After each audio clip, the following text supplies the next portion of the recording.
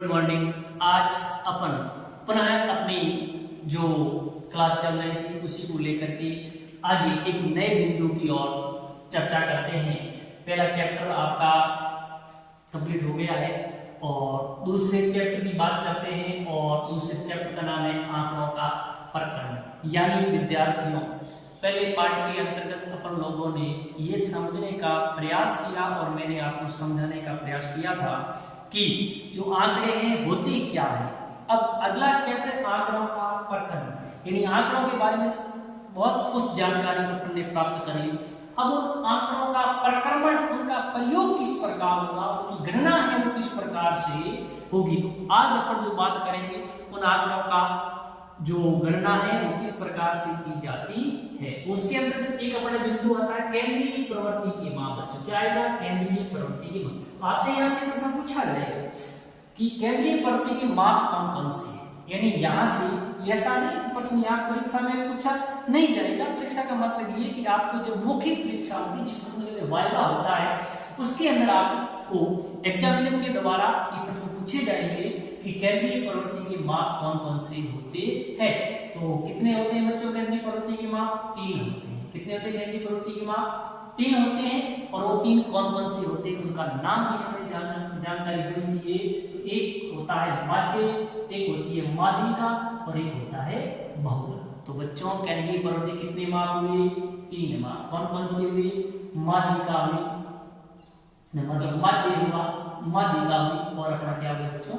बहुलक हो गए। तो आपको मैं समझता हूं कि ये नाम आपको अच्छी तरह से याद हो गए होंगे कि माध्य, माध्यिका और बहुलक। अब आगे अपन देखते हैं बच्चों कि माध्य किसकी बात चल रही है बच्चों? माध्य। अब आपके दिमाग में प्रश्न है कि माध्य क्या है, ये बाद में आगे क्लियर करेंगे। अब आपसे ये भी पूछे जाएंगे माध्य कितने प्रकार के होते हैं। तो माध्य भी बच्चों कितने प्रकार के हैं? 3 प्रकार के। समांतर माध्य होता है, एक गुणोत्तर माध्य होता है और एक हरात्मक माध्य। माध्य कितने प्रकार के होंगे बच्चों? 3। कि एक समांतर माध्य, एक गुणोत्तर माध्य और एक हरात्मक माध्य। परंतु अपने को इन तीनों के नाम याद रखने जरूरी नहीं है। अपने को नाम ध्यान रखना है समांतर माध्य का बच्चों। किसका नाम ध्यान रखना है? समांतर माध्य का।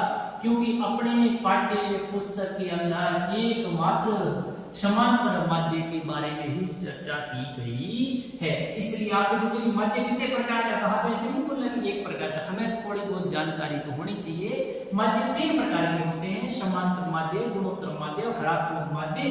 परंतु हमारी पाठ्य पुस्तक के अंदर सिर्फ एक प्रकार के माध्य के बारे में जिक्र किया गया है और वो है समांतर माध्य। तो अपन गुणोत्तर माध्य क्या है, हरात्मक माध्य क्या है, इसके बारे में बिल्कुल भी नहीं पढ़ेंगे और अपन बात करेंगे वो करेंगे समांतर माध्य होता क्या है।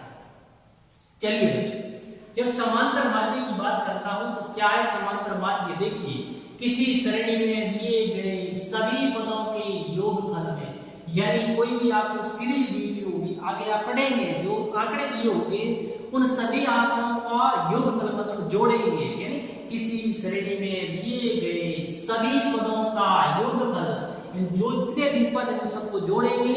जोड़ने के बाद योगफल में पदों की संख्या का, यानी कितने पद है आपने जो जोड़ रहे हैं वो पद कितने संख्या में, उनका योगफल में भाग देते हैं तो हमें जो परिणाम प्राप्त होता है बच्चों उसको अपन कहते हैं समांतर माध्य।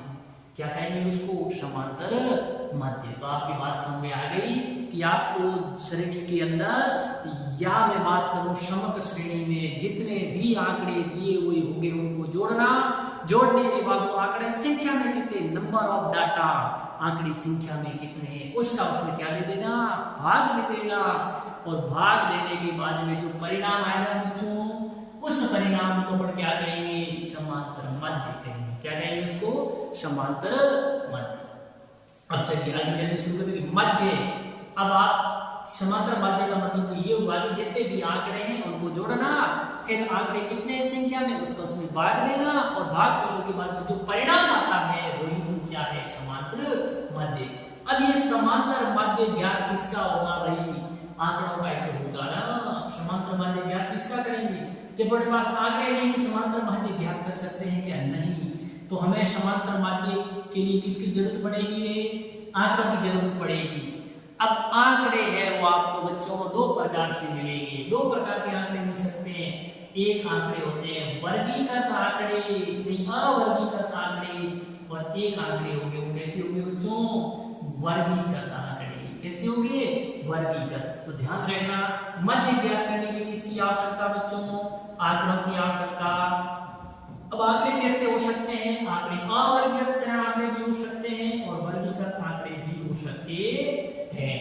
अब अवर्गीकृत आंकड़े है ना, तो भी माध्य बच्चों दो प्रकार से, दो विधि से ज्ञात करेंगे, प्रत्यक्ष विधि से और एक अप्रत्यक्ष विधि से। तो ध्यान रखना कि माध्य ज्ञात करने के लिए आंकड़ों की जरूरत है हमें, और हमें जो आंकड़े हैं वो अवर्गीकृत और वर्गीकृत दोनों प्रकार के प्राप्त हो सकते हैं। दोनों प्रकार के आंकड़ों को, दोनों प्रकार के आंकड़ों से माध्य है वो दो प्रकार से ज्ञात किया जाता है, एक प्रत्यक्ष विधि से और एक कौन सी विधि से बच्चों? अप्रत्यक्ष विधि से। तो वो अवर्गीकृत आंकड़े हैं तो भी हम प्रत्यक्ष विधि और अप्रत्यक्ष विधि से माध्य ज्ञात करेंगे, या वर्गीकृत आंकड़े हैं तो भी प्रत्यक्ष और अप्रत्यक्ष विधि से हम क्या ज्ञात करेंगे बच्चों? माध्य। तो ये बात बिल्कुल ध्यान रखना बच्चों, माध्य ज्ञात करने के लिए आंकड़ों की जरूरत। आंकड़े हमें दो प्रकार से मिलेंगे, अवर्गीकृत आंकड़े और वर्गीकृत आंकड़े। अवर्गीकृत आंकड़े हैं तो भी माध्य दो प्रकार से ज्ञात होगा, प्रत्यक्ष विधि से और अप्रत्यक्ष विधि से, और वर्गीकृत आंकड़े हैं तो भी माध्य दो प्रकार से, प्रत्यक्ष विधि से और अप्रत्यक्ष विधि से। आगे बढ़ते हैं। अब मध्य, मैंने कहा था ना कि मध्य बराबर क्या होता है बच्चों? उस श्रेणी में सभी पदों का योगफल, यानी उस श्रेणी में दिए गए जितने भी पद है उन सभी का योगफल। तो लिखने में ये लिखा है सभी पदों का योगफल बटे पदों की संख्या, यानी जो आपको श्रेणी दी है उसके अंदर जितने पद कितने हैं, नंबर ऑफ पद कितने हैं वो। तो इसलिए इसको मैंने लिखा है कि माध्य बराबर क्या है? कैसा माध्य है? ये समांतर माध्य। समांतर माध्य बराबर क्या है? सभी पदों का योगफल बटा पदों की संख्या। मैंने एक सूत्र लिखा है बच्चों कि x बार बराबर सिग्मा x अपॉन n। तो इसको आप सॉल्व करने इस सूत्र का प्रयोग करेंगे, ऐसे लिखेंगे बच्चों, आप परीक्षा के अंदर इस सूत्र का प्रयोग करेंगे, x बार बराबर सिग्मा x अपॉन n। अब इसका मतलब क्या है? इसको पढ़ेंगे क्या? देखो ये मैंने x प्लस लाइन है, इसको पढ़ते x बार पढ़ते हैं। क्या पढ़ते हैं इसको? ये x लिखा है, ये तो सबको पता है, और जैसे इसको लाइन खींच दी ना, कभी x नहीं लिखा है, इसको पढ़ेंगे x बार। क्या पढ़ेंगे इसको? x बार। और x बार का मतलब क्या होता है? मध्य। यानी x बार से किसको लिखते हैं? मध्य को लिखते हैं। इसलिए मैंने मध्य के लिए क्या लिखा बच्चों? x बार। आपसे पूछेगा एग्जाम में x बार का, यानी इसको क्या पढ़ेंगे? तो आप लोगों के इसको क्या पढ़ा जाएगा? आप लोगों के x बार। ये किस लिए इसका उपयोग किया गया? मध्य के लिए इसका उपयोग किया जाता है। फिर मिलेगा ये सिग्मा, एक इस प्रकार ग्रीक भाषा का शब्द है जिसको कहते हैं सिग्मा। क्या कहते थे इसको? सिग्मा। कौन सी भाषा का शब्द है बच्चों? ये ग्रीक भाषा का शब्द है जिसको कहते हैं सिग्मा। इसलिए मैंने ऐसा ये सिग्मा है और हिंदी में लिख दिया है, इसको पढ़ने के लिए आपको सही ग्रेड मिलेगा सिग्मा। अब इसका मतलब क्या है? इसका मतलब होता है योग। इसका मतलब क्या होता है? योग। तो ध्यान रखना सिग्मा इसका मतलब क्या है? योग। इस प्रकार के छोटे छोटे प्रश्न आपको एग्जाम में द्वारा पूछे जाएंगे, ध्यान रखना। तो सिग्मा का मतलब क्या होगा? योग। फिर मैंने आगे लिखा है कि x, याद है ये x के ऊपर लाइन है तो x बार पढ़ते हैं, और ये सिर्फ क्या है? x। इस x का मतलब होता है कि पद या चर, यानी जो श्रेणी है उसमें जो भी पद होते हैं या जो चर होते हैं उसको x से लिखते हैं। किससे लिखते हैं? x से। और फिर ये जब सिग्मा के साथ में x को मैंने क्या कर दिया बच्चों? ऐड कर दिया। सिग्मा के साथ में x को मैंने क्या कर दिया? ऐड। तो सिग्मा मतलब होता है योग और x का मतलब होता है पद। तो क्या हो गया? किसका योग? सभी पदों का योग। सिग्मा x का मतलब क्या है? सभी पदों का योग। अरे बात को समझना भाई, इसका सिग्मा का मतलब होता है योग, x का मतलब होता है पद, है ना। तो सिग्मा x हुआ तो इसका मतलब क्या होगा? सभी पद। यानी x का मतलब पद, एक पद का मतलब ये x का मतलब जितने पद है वो सब पद। तो सिग्मा आगे तो सभी पदों का क्या हो गया बच्चों? योग हो गया। तो सिग्मा x का मतलब हुआ कि सभी पदों का योग। ठीक है भाई। इसी प्रकार से आगे n का मतलब पदों की संख्या, यानी सीरीज में कुल पद कितने हैं। तो ये आप ध्यान रखना, सिग्मा x बराबर नहीं x बार बराबर सिग्मा x अपॉन n, ये होता है माध्य का सूत्र। ठीक है बच्चों, ध्यान अब देखिए, अब ये तो है आपको कौन सी जो माध्य है वो आप किस विधि में प्रत्यक्ष विधि से ज्ञात करोगे, तब कौन सी विधि से बच्चों, प्रत्यक्ष विधि से माध्य ज्ञात करोगे, तब है सूत्र ये प्रत्यक्ष विधि से माध्य ज्ञात करने का ये क्या है बच्चों, सूत्र। ठीक बात है। लेकिन यहाँ पे जो आंकड़े मिलेंगे वो कैसे मिलेंगे, अवर्गीकृत आंकड़े। अब इसी विधि में आपसे पूछा है कि अप्रत्यक्ष विधि से भी माध्य ज्ञात करना है, तो वहां थोड़ा डिफरेंट है। वहां एक आपको मानना पड़ेगा बच्चों कल्पित माध्य, जिसको अपनी कल्पना पे आधारित, यानी आप अपनी मन मर्जी से कुछ भी अपनी कल्पना के आधार पे एक मानेंगे कल्पित माध्य, जिसको मैंने कल्पित माध्य को प्रेजेंट किया जाता है बच्चों ए से। एक शब्द आपको वहां डी मिलेगा, डी का मतलब होता है विचलन। डी का मतलब क्या होता है बच्चों, विचलन। डी का मतलब क्या होगा, विचलन। अब ये विचलन ज्ञात कैसे करते हैं, जो x, इसका मतलब भी पड़ा था पद या चर में से आपने जो कल्पना की उसको घटाते हैं तो आपके पास क्या आ जाता है बच्चों, विचलन। इसलिए मैंने पद माइनस कल्पित माध्य बराबर क्या हुआ, विचलन। ठीक है। और ये भी मिलेगा सिग्मा dx का मतलब विचलन के सभी पदों का योग। तो इन शब्दों का बच्चों विशेष रूप से ध्यान रखना कि a का मतलब क्या होगा, आपके द्वारा कोई एक संख्या मानी जाएगी जिसको अपन कहते हैं कल्पित माध्य, और इस b का मतलब होता है विचलन। और ये विचलन कैसे ज्ञात करते हैं बच्चों, जो चर होगा उसमें से कल्पित माध्य को क्या करना है, घटाना है, यानी ये पद माइनस कल्पित माध्य बराबर विचलन। ठीक है बच्चों। अब चलते हैं, अब देखिए, अब आपके सामने ये आंकड़े हैं बच्चों, ये अवर्गीकृत आंकड़े हैं। कैसे आंकड़े हैं बच्चों, ये अवर्गीकृत आंकड़े। अब यहां से 100% परीक्षा में प्रश्न पूछा जाएगा, और ये प्रश्न मिलेगा बच्चों 4 नंबर का, अथवा में भी मिलेगा। इस प्रश्न को आप इतना मजबूत पकड़ से तैयार करें कि आपका बिल्कुल सही होना ही चाहिए। तो देखिए, यहाँ आपको कुछ जिले दिए हुए हैं, और ये उस जिले में होने वाली सामान्य वर्षा है जिसकी इकाई है मिलीमीटर। ठीक है। इंदौर के अंदर होती है 979, देवास में 1083, धार में 833, रतलाम में 894, उज्जैन में 891, मंदसौर में 825 और शाजापुर में 977। अब आपको इसका ज्ञात करना है समांतर माध्य, लेकिन कौन सी विधि से, प्रत्यक्ष विधि से। कौन सी विधि से समांतर माध्य ज्ञात करना है बच्चों, प्रत्यक्ष विधि से। अवर्गीकृत आंकड़े हैं, इसको आपको प्रत्यक्ष विधि से क्या ज्ञात करना है, समांतर माध्य।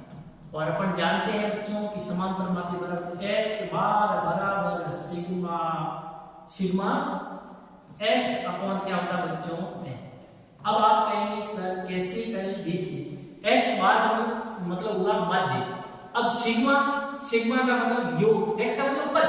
जैसे इसमें ये पद है, ये पद है, ये पद है, ये पद है, ये पद है, ये पद, इन सभी पदों का क्या करना, सिग्मा है, इसका मतलब इन सभी पदों का योग, यानी इन सभी पदों को मैं क्या करूंगा, जोड़ूंगा। जब मैंने इन सभी पदों को जोड़ा तो सिग्मा x का मान कितना आ गया, 6484। इन सभी को ऐड किया तो इनका मान आ गया बच्चों मेरे पास 6484। अब अगला है कि ये n का मतलब है पदों की संख्या, यानी इस श्रेणी में कुल पद कितने हैं। अब इसमें कितने पद देखो, 1 2 3 4 5 6 और 7, इसलिए n का मान कितना आ गया बच्चों, 7। अब इसको मान रख दो, इसको बड़ा भाग दे दो 7 का, इसमें आपको उत्तर मिल जाएगा। देखो x बार बराबर sigma x upon n, sigma x का मान कितना है बच्चों, 6484। n का मतलब क्या, पदों की संख्या, n का मान कितना, 7। 6484 में जब मैंने 7 का भाग दिया बच्चों तो मेरे पास उत्तर आया 926.29 मिलीमीटर। ये आ गया माध्य, ये क्या आ गया, माध्य। परंतु ये माध्य किस विधि से आया बच्चों, प्रत्यक्ष विधि से मैंने ये माध्य ज्ञात किया। लेकिन अगली बात करते हैं अप्रत्यक्ष विधि से माध्य ज्ञात कैसे करते हैं। लेकिन आंकड़े कैसे, वही आंकड़े, अवर्गीकृत आंकड़े। कौन से आंकड़े हैं, अवर्गीकृत आंकड़ों में प्रत्यक्ष विधि से माध्य किस प्रकार ज्ञात किया जाएगा। भले आप प्रत्यक्ष विधि से ज्ञात करो माध्य बच्चों, या फिर अप्रत्यक्ष विधि से माध्य ज्ञात करो, उत्तर आपका वही आएगा, कोई परिवर्तन होगा नहीं। लेकिन ज्ञात करने के तरीके क्या हो सकते हैं, अलग हो सकते हैं। तो आपको एक जो जगह दिए हुए हैं उसमें सामान्य वर्षा, ये सेमी आंकड़ा है, इस सेमी आंकड़ों का आपने को अलग विधि से समांतर माध्य ज्ञात करना है। तो मैंने कहा था कि अप्रत्यक्ष विधि से अपन जब लोग माध्य ज्ञात करते हैं बच्चों, तो उसके अंतर्गत अपन लोग देखते हैं कि एक कल्पना के आधार पर हमें कल्पित माध्य मानना पड़ता है। माना कि कल्पित कल्पित मान कोई भी हो सकता है। अब देखो किस में से मानना पड़ेगा बच्चों, ये सामान्य वर्षा दिवस में से कोई भी एक मान मान सकते हैं। तो आप कोई किसी के दिमाग में प्रश्न आएगा सर ऐसे तो नहीं, तो फिर कैसे कि मैंने दिए गए आंकड़ों में से किसी को भी कल्पित मान नहीं मानूंगा। हाँ नहीं, चलो नहीं मानेगा, तेरे मन से किसी को मान ले, लेकिन उत्तर तो क्या आएगा, वो आएगा, कोई फर्क पड़ने वाला नहीं है। तो क्या समस्या है, समस्या ये है कि यहाँ पे जो कैलकुलेशन होगी वो कठिन हो जाएगी और उस कैलकुलेशन को करने में समय ज्यादा लगेगा और परीक्षा को ध्यान में रखते हुए आप इस प्रश्न को हल तो कर लोगे, लेकिन दूसरे प्रश्न है वो आपके पीछे रह सकते हैं।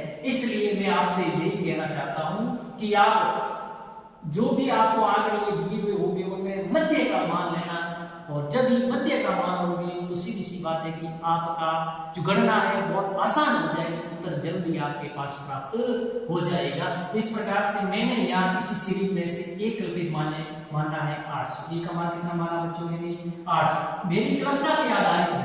ये किस पे आधारित है बच्चों, मेरी कल्पना पे आधारित है, इसलिए तो कल्पित मानते कहते हैं। आप अपनी कल्पना के आधार पर इनमें से किसी को मानिए, इसके अलावा भी मानिए, तो यार इसमें नहीं है, लेकिन इसका इर्द गिर्द इसलिए मैंने माना है। ठीक बात है। अब इसको कैसे क्या करेंगे भाई, अब आपको यहाँ डी निकालना पड़ेगा, इन गणना के लिए विचलन निकालना पड़ेगा बच्चों। क्या निकालना पड़ेगा, विचलन। और इस विचलन कैसे निकालते हैं, पद में से क्या घटाते हैं बच्चों, पद में से कल्पित मान, मतलब जो आपने माना ना ए, पद को मैंने किससे दर्शाया, एक्स से, x माइनस ए। एक्स का मतलब इस श्रेणी का पद क्या है, इन में जोड़ा जा सकती 979, तो ये x का मान 979 है और a का मान कितना बच्चों 800 है, इसलिए 979 माइनस 800 किया तो विचलन आ गया बच्चों को कितना आ गया है 179। ठीक बात है। इसी प्रकार से इंदौर देवास का मैंने किया तो x का मान ये नहीं रहेगा, इस श्रेणी में ये है, x का मान 1083 है। कितना है बच्चों 1083, तो x का मान 1083 माइनस a का मान परिवर्तित नहीं वही रहेगा 800 के 283, या x का मान 833 माइनस 800 यहाँ हो गया 33, या x का मान कितना 896 और a का मान 896, या x का मान 891 और a का मान 891। ठीक है, इस प्रकार से अब ये हो जाएगा घटा करना, यानी ये विचलन निकाल लेना। अब फिर ये जो विचलन आया है इसका क्या करेगा, सिग्मा डी का मतलब विचलन की ये जितने भी पद है सभी को क्या कर लोगे आप ऐड कर लोगे, यानी जोड़ोगे तो आपके पास आएगा 884 है, यानी विचलन के सभी पदों का योग कितना आ गया, सिग्मा डी का मान कितना आ गया 884 आ गया। अब इनको आप सूत्र में रखिए बच्चों कि x सूत्र क्या, x बार बराबर a का मतलब कल्पित मान plus sigma D upon N, sigma D का मतलब वही है जो डी विचलन के सभी पदों का योग, तो सिग्मा डी का मतलब ये विचलन के सभी पदों का योग, और एन का मतलब पदों की संख्या, नंबर ऑफ पद कितने हैं, ये 7 है, 1 2 3 4, एन का मान कितना हो गया 7, ए का मान कितना बच्चों कितना माना 800, मैंने कितना लिखा है यहाँ पे 800 लिखा। ठीक है, प्लस का चिन्ह है तो मैंने प्लस लिख दिया, फिर मैंने सिग्मा डी का मान इनको जोड़ा कितना हुआ आपके पास 884, तो यहाँ मैंने कितना 884। एन का मतलब क्या है, नंबर ऑफ पद, इसमें पद कितने हैं बच्चों देखो 1 2 3 4 5 6 और 7, मैंने लिखा 7। 884 में किसका भाग दूंगा बच्चों 7 का भाग दूंगा तो मेरे पास प्राप्त होगा 126.29, और 800 प्लस 126.29 जोड़ा तो कितना आ गया 926.29 मिलीमीटर, तो ये उत्तर भी कितना है 926.29 मिलीमीटर और ये भी 926.29 मिलीमीटर। इस प्रकार से बच्चों हम लोग हैं वो अवर्गीकृत आंकड़ों का प्रत्यक्ष और अप्रत्यक्ष विधि से मध्य ज्ञात कर सकते हैं, और उनका उत्तर दोनों का बच्चों क्या आएगा समान आएगा, लेकिन करने का तरीका है वो थोड़ा अलग होगा। और मैं तो आपको कहता हूँ बच्चों यहाँ से 100% आपको परीक्षा में प्रश्न पूछा जाएगा, 1% मिलेगा इस पार्ट में से, लेकिन अथवा में मिलेगा सर ये है प्रश्न आपको किसमें मिलेगा बच्चों अथवा में, बहुत सरल है। अब अगली बात करते हैं जब वर्गीकृत आंकड़े हो, किस प्रकार के आंकड़े दिए हो बच्चों आपको, जब आपको वर्गीकृत आंकड़े दिए हुए होते हैं और उन वर्गीकृत आंकड़ों की सहायता से मध्य है वो कैसे ज्ञात, मैंने कहा था कि आंकड़े वर्गीकृत हो अवर्गीकृत हो दोनों प्रकार के हो तो वहां पे माध्य की प्रत्यक्ष और अप्रत्यक्ष दोनों प्रकार की विधियों से ज्ञात किया जाता है। तो यहाँ पे जो टेबल दी हुई है कि प्राप्तांक है और छात्रों की संख्या है 0 से 10 वाले छात्र कितने 40 है, 10 से 20 वाले 30 है, 20 से 30 वाले 35 है, 30 से 40 वाले 25 छात्र है और 40 से 50 वाले 20 छात्र है। अब इस प्रकार की आपको टेबल परीक्षा में दी हुई आएगी बच्चों। इससे आपको क्या करना है, आपको प्रत्येक विधि से पहले आपसे पूछेगा कि प्रत्यक्ष विधि से क्या ज्ञात करना है, माध्य समांतर माध्य। कौन सी विधि से ज्ञात करना है कि प्रत्यक्ष विधि से समांतर माध्य आपको ज्ञात करने का कहा जाएगा।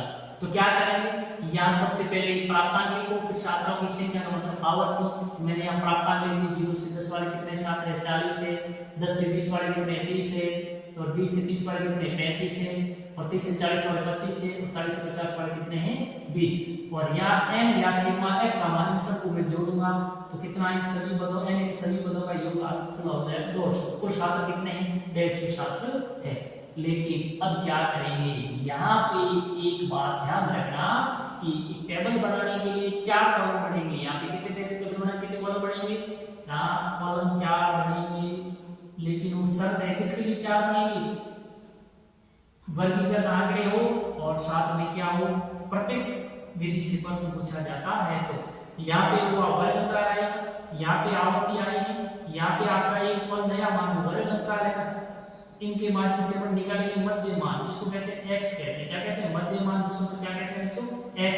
और ये वाला कॉलम आएगा f i x i का आएगा, यानी मतलब जो यहाँ की जो आवर्ती है वह और यहाँ जो x का मान है इन दोनों को गुणा करेंगे फिर यहाँ जो मान आएगा। ठीक है, तो इसलिए यहाँ 4 कॉलम हो गए, 1 2 3 ये 4। यहाँ ये जो x है इसको बोलते हैं मध्य मान। इसको क्या कहते हैं, मध्य मान। आप अक्सर यहाँ 5 क्लास से लेते हैं, अभी करते हैं। अपने पास पहला वर्ग अंतराल है 0 से 10, कितना है बच्चों 0 से 10।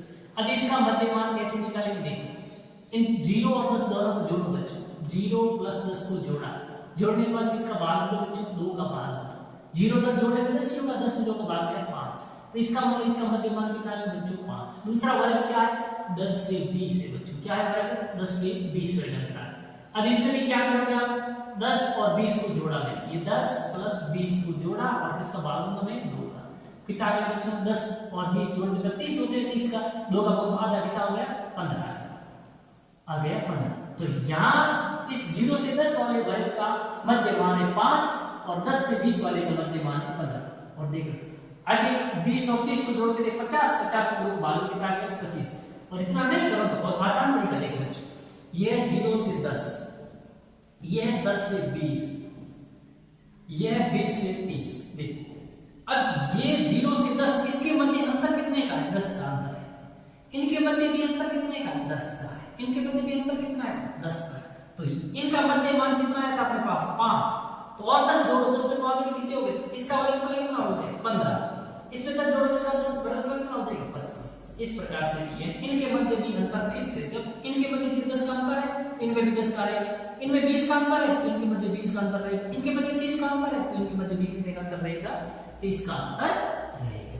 फिर अगला जो कॉलम बढ़ेगा चौथा, ये f i x i। f i कौन है बच्चों, ये f कौन है, ये x कौन है, ये f i। देखो f i x i यानी यहाँ गुणा का चिन्ह है, डॉट डॉट का मतलब होता है बच्चों गुणा। तो यहाँ इस वर्ग में 0 से 10 वाले वर्ग में f का मान 40 है और x का मान है 5। मैंने 40 और 5 को गुणा किया कितना होगा बच्चों 200। यहाँ 30 है, यहाँ 15 गुणा करके 450, यहाँ 35 है और यहाँ कितने 25 गुणा करके 875। तो इस प्रकार से सारा आप क्या करोगे बच्चों गुणा करोगे, और गुणा करने के बाद sigma f i x i हो गया। क्या हो गया सिग्मा f i और x i y, इसका मतलब इन सभी पदों का योगफल है। ठीक है, योगफल आ गया 33। और यहाँ पे f का मान या n का सिग्मा f या n का मान है 150, इनको जोड़ा 150, इनको जोड़ा तो 33। अब सूत्र क्या कह रहा है, देखो सूत्र ये कह रहा है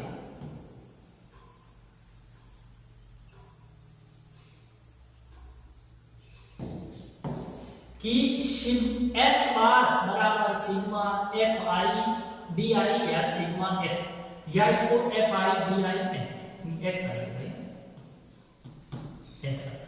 और सिग्मा एफ या एन एक ही बात है। एन का मतलब ये सभी पदों का योग और एफ सिग्मा एफ का मतलब ये सभी का योग। सिग्मा एफ आई एक्स आई का मान कितना है देखिए, इनको जोड़ा है मैंने, तो ये कितना सिग्मा एफ आई एक्स का मान कितना 33, तो मैंने यहाँ कितना लिखा 33। अब यहाँ सिग्मा एफ या एन देखिए, इनको जोड़ा सिग्मा एन और एफ का मान बराबर है कितना 150, मैंने लिखा 150। अब 150 का भाग 33, 0 से 0 कटा और 13 का भाग 330 में दिया तो गया 22 बार, तो इसका मतलब आपका माध्य कितना आ गया बच्चों 22 आ गया। तो इस प्रकार से प्रत्यक्ष विधि से ऐसे माध्य ज्ञात किया जाता है बच्चों। अब देखते हैं अप्रत्यक्ष विधि से। देखिए अब अप्रत्यक्ष विधि की बात करते हैं बच्चों, उसके अंदर थोड़ा सा डिफरेंट है, ज्यादा कोई फर्क नहीं है। उत्तर क्या आएगा ना, उत्तर तो वही आएगा ना जो अपन ने पीछे किया है, उत्तर में कोई फर्क नहीं बच्चों, उत्तर आपका वही आएगा, परंतु ध्यान रखना है तरीका है थोड़ा चेंज।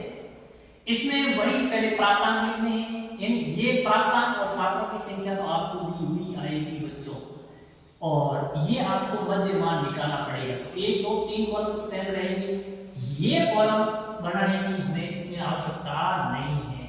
मतलब किसमें आवश्यकता नहीं है, यानी अप्रत्यक्ष विधि के अंदर ये इस वाले कॉलम की हमें जरूरत नहीं है। इसके अलावा किसी कितने कॉलम बचे देखो 5 कॉलम बचे। तो प्रत्यक्ष विधि में कितने बनते थे टेबल में 4, अप्रत्यक्ष कितने बनेंगे बच्चों 5। अब कौन कौन से बनेंगे, 3 तो सेम रहेंगे, 2 नए कौन से होंगे देखो। यहां मैंने लिखा है dx बराबर x माइनस a, मैंने कहा था बच्चों कोई ना कोई एक आपको क्या मानना पड़ेगा, पहले पढ़ा था माना कि कल्पित माध्य a। अब कल्पित माध्य का कोई ना कोई मान है जो आपको मानना पड़ेगा, लेकिन वो किसमें से मानोगे, इसी मध्य मान में से, x में से, चर में से मानना पड़ेगा। x इसी में से कोई, जैसे ये 5 15 25 35 45 है, तो मान लो इनके बीच में कौन है बच्चों, जैसे 25 है, कौन है ये 25 है, तो मैं मानूं कि इस 25 को मैं क्या मानूं कल्पित माध्य, तो फिर गणना विधि का आप इस 45 को मान सकते हैं, आप 35 को 15 को मतलब 5 को किसी को भी मान सकते हैं, कोई फर्क नहीं पड़ेगा। मतलब इन 5 15 25 35 43 किसी को मानो, यानी इसके अलावा कोई दूसरी संख्या मानो तो भी आपका कोई फर्क नहीं पड़ेगा, परंतु थोड़ी सी गणना है तब हो जाएगी। इसलिए अपन लोग ध्यान रखते हैं कि हमेशा मध्य वाले मान को मान लेते हैं। तो मैंने a का मान क्या माना बच्चों 25। अब विचलन कैसे ज्ञात करना, b मैंने पहले ही कहा था कि पद माइनस a, इन पद को मानता हूं x लिखते हैं और माइनस a, x का मतलब उस श्रेणी का पद क्या है, यहाँ x का मान कितना है, श्रेणी का 5 है और a का मान कितना है 25 है, तो 5 माइनस 25 बराबर माइनस की 20 देगी। यहाँ x का मान कितना बच्चों 15 और माइनस a का मान कितना 25, तो 15 में से 25 में से 15 गए तो माइनस कितने बच गए बच्चों 10। यहाँ 25 में से कितने गए 25 से इसका बच गया बच्चों 0। यहाँ 35 में से कितने गए 25 से इसका बच गए 10। यहाँ 45 में से कितने गए 25 से इसका बच गए 10। और अगला स्टेप एफ आई और एक्स। एफ आई एक्स का मतलब ये होगा कि ये जो मान विचलन आया है बच्चों, इस विचलन को बार से क्या करना पड़ेगा गुणा। विचलन कितना है, इस पहले श्रेणी का 0 से 10 वाले का माइनस 20, दूसरी का है माइनस 10, तीसरी का 0, चौथी का प्लस का 10, पांचवी का प्लस का, चौथी का नहीं पांचवी का प्लस का 10। अब मैं एफ आई डी आई है 0 से 10, इसकी आवृत्ति कितनी है बच्चों 40 से, 40 से गुणा किससे करूंगा माइनस की 20 से करूंगा। 40 से गुणा किससे करूंगा बच्चों, ये जो 40 है इसको गुणा करूंगा माइनस की 20 से। जैसे ही मैंने माइनस की 20 से इसको गुणा किया तो 40 गुणा 20 होते हैं 800, लेकिन माइनस और प्लस हमेशा क्या होता है माइनस, इसलिए कितने आ गए माइनस के 800। ठीक बात है। इसी प्रकार बीच से लीजिए, यहाँ छात्रों की बारंबारता कितनी है 30 है और यहाँ विचलन कितना है माइनस का 10, तो 30 को मैं गुणा किससे करूंगा 10 से, हो गए 300 लिखिए माइनस से और प्लस क्या होगा माइनस के 300। यहाँ कितने छात्रों संख्या बच्चों 35 है, लेकिन यहाँ विचलन का मान कितना है 0, तो 0 को 35 से गुणा करो क्या होगा 0। ठीक है। इसी प्रकार छात्रों संख्या 25 है, या विचलन 10 से गुणा के 250 और यह छात्रों का 20 है गुणा के 10 से कितने हो गए बच्चों, मतलब ये 45 में से 20 है बच्चों, आगे 20 गुणा किया मैंने किसी कितने हो गए 400। अब इनको माइनस वाला को जोड़ो प्लस वाला को, तो sigma F I D x बराबर क्या होगा, ये माइनस के 800 माइनस के 3, माइनस की कितनी हो गई 1100 और प्लस के माइनस वाला अलग जोड़ो, माइनस के हो गए 800, 800 ये 300 माइनस की 1100 और प्लस की कितनी हो गई 200, 400 ये 200 तो 650, माइनस 1100 प्लस 650 है, 650 में से 1100 जाएगा नहीं, 1100 में 650 का शेष बचा 450, लेकिन बड़ी संख्या किसकी माइनस है, इसलिए शेष बचेगा माइनस का 450। इसलिए इन सभी को जोड़ा तब इसको अपन कहते हैं सिग्मा एफ आई dx और ये था।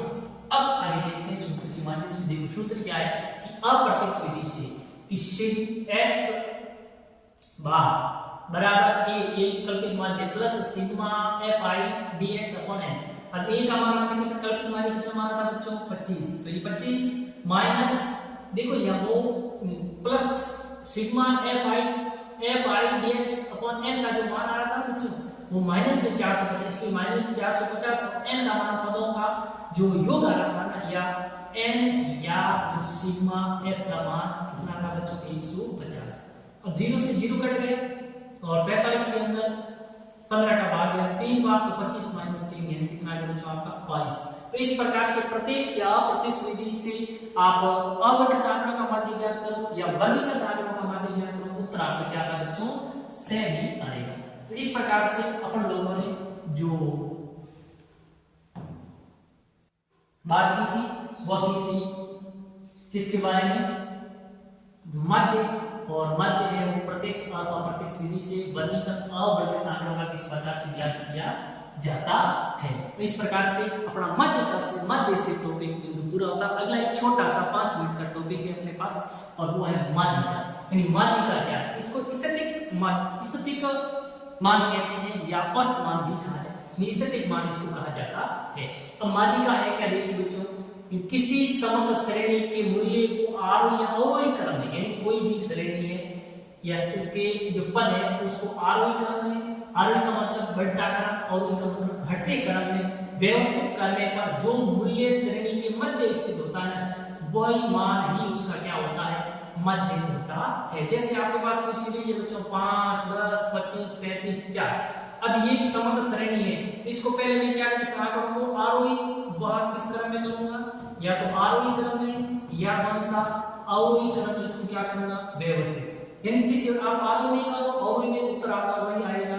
जैसे मैंने लिखा है इसको मैं आरोही क्रम में करता बढ़ते तो पहला आएगा 4, फिर क्या आएगा 5, फिर क्या आएगा 10, फिर क्या आएगा 25 और फिर क्या आएगा 35। ये हो फिर क्या करता हूं, ये सूत्र है n + 1/2। तो मैं इस सूत्र का उपयोग करूंगा फिर n + 1/2। n का मतलब है पदों की संख्या, n का मतलब क्या है पदों की संख्या। पद कितने 1 2 3 4 5, तो ये 5 + 1/2 कितनी हो गई, पहुंचे 6/2 यानी 6/2 का मतलब 3।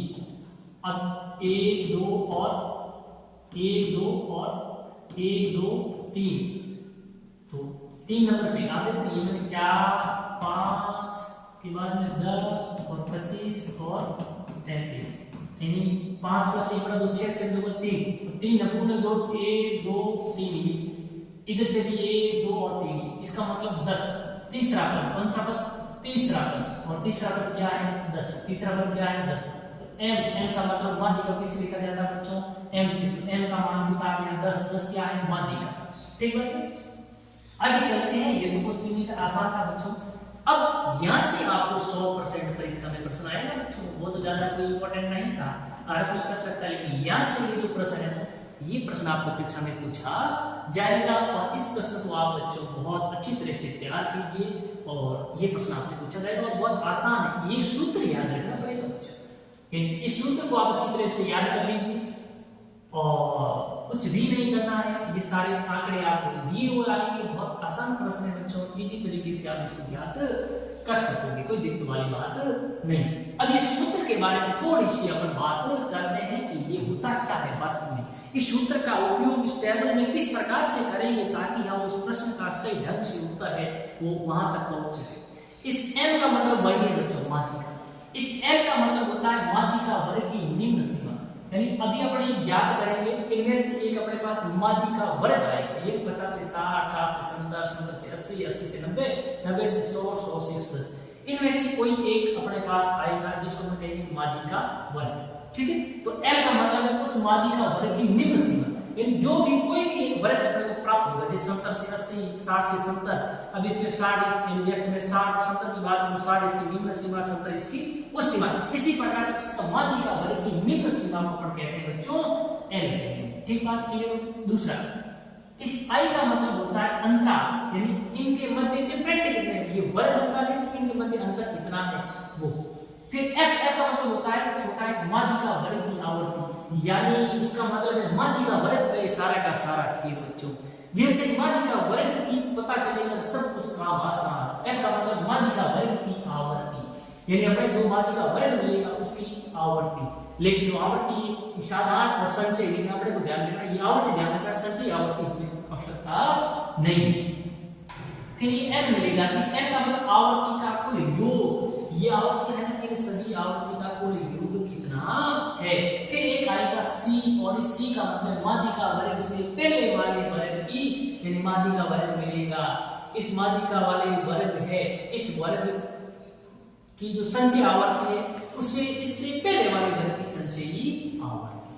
तो देखिए बच्चों कैसे करेंगे, तो इसका मतलब सीधी सी बात है, पहले अपने को गणना किसकी करनी है, अपने को गणना करनी है बच्चों, वो करनी है माध्यिका वर्ग की। अब देखते हैं माध्यिका वर्ग कैसे निकलता है। गणना तो किसकी, माध्यिका वर्ग की करेंगे। माध्यिका वर्ग कैसे निकालेंगे, देखिए जब बच्चों अपन माध्यिका वर्ग की बात करते हैं तो अपन सूत्र होता है n/2। n का मतलब पदों की संख्या, या कुल कितने पद है बच्चों, देखो इस श्रेणी कुल पदों का सिग्मा f और n का मान कितना है 50। तो क्या हो जाएगा 50, ये हो गया 50/2 यानी 25। कितना आ गया बच्चों 25 आ गया, कितना आ गया 25। अब ये जो 25 या 25 देखना है अपने को, जो ये संचयी आवर्ती वाला वर्ग है, ध्यान किस पे देना है, संचयी आवर्ती, इस पे देखना है 25 वाला वर्ग कौन सा है, या 25 से थोड़ा पास अधिक वाला, कम वाला नहीं, यानी या तो 25 वाला या 25 से अधिक वाला। तो 25 या 25 यहाँ कितना है 3 10 21, 21 के बाद में कितना है 37। तो इसका मतलब है कि 25 माध्यिका वर्ग कौन सा लेंगे बच्चों, ये 37 आ रहा है। 25 के बाद नजदीक संख्या 25 आना चाहिए, 25 से अधिक वाला 37 ही, दूसरा कोई है ही नहीं। तो इसका मतलब ये है ना बच्चों, कौन सा 80 से 90, कौन सा बच्चों 80 से 90 जो वर्ग है उस वर्ग को अपन क्या कहते हैं बच्चों, माध्यिका वर्ग कहेंगे। तो माध्यिका वर्ग का निर्धारण हुआ, माध्यिका वर्ग कौन है, कैसे निकाला n/2, ये माध्यिका वर्ग निकालने का सूत्र है बच्चों n/2, और n का मतलब है आवर्ती के अंदर सभी पदों का योग कितना है 50, इसलिए मैंने मिल गया 50/2, सूत्र में 2 कर दिया, 50 2 तो भाग कितना है बच्चों 25। अब ये 25 आएगी, ये 25 के आधार जो 25 आया, इस 25 को देखना है कि जो 25 है ना, ये जो संचयी आवर्ती है उस वाले वर्ग में